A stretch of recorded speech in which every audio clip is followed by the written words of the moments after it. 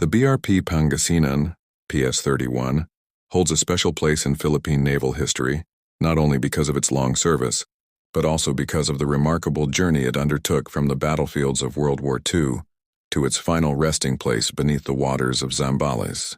Built originally as USS PCE-891 in 1943 by the Willamette Iron and Steel Works in Portland, Oregon, the ship was part of the PCE-842 class patrol crafts designed for anti-submarine and escort duties.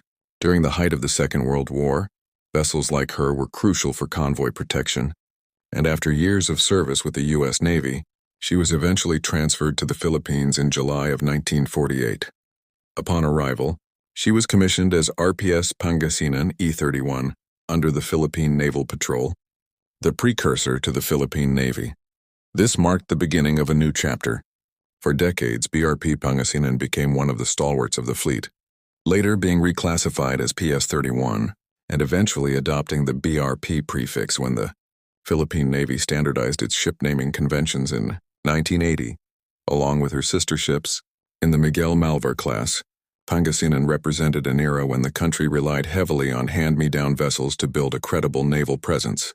Despite her age, she served loyally, often assigned to coastal patrols, convoy escort training duties, and humanitarian missions. The ship was more than a warship.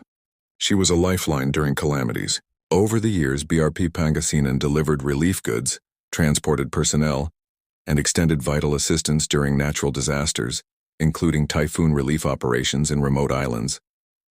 In November 2020, for example, she carried relief supplies to Catanduanes after Typhoon Raleigh devastated the province, proving that even after 7 decades of service, she remained a reliable workhorse for the Filipino people. But like all warriors, there comes a time for rest.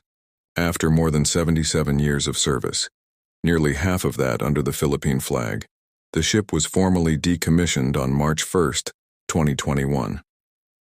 During her retirement ceremony, the Navy recognized the vessel not just as a machine of war, but as a symbol of dedication, endurance, and the sacrifices of countless sailors who served aboard her.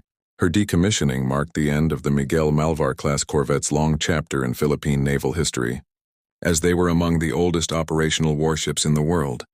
Yet, BRP Pangasinan's story did not end with her retirement. Instead, she was given one last mission, a fitting and honorable end for a veteran ship.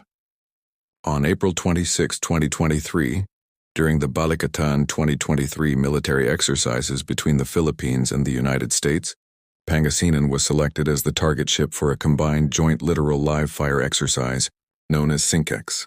Off the coast of Zambales, the venerable vessel met her fate as Allied forces tested modern weaponry against her.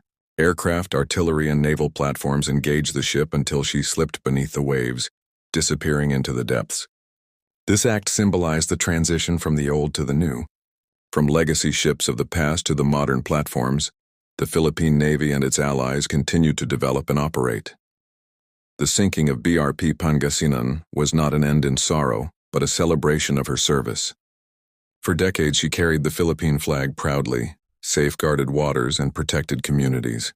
Her final role as a training target was not a dismissal of her legacy, but an acknowledgement that even in death, she continued to serve the country by helping train the next generation of sailors and strengthening the bonds of defense cooperation. Her journey, from World War II service with the U.S. Navy, to decades of loyal operations with the Philippine Navy, to disaster relief, and finally to her last stand in Balikatan, captures the resilience and adaptability of the Filipino armed forces.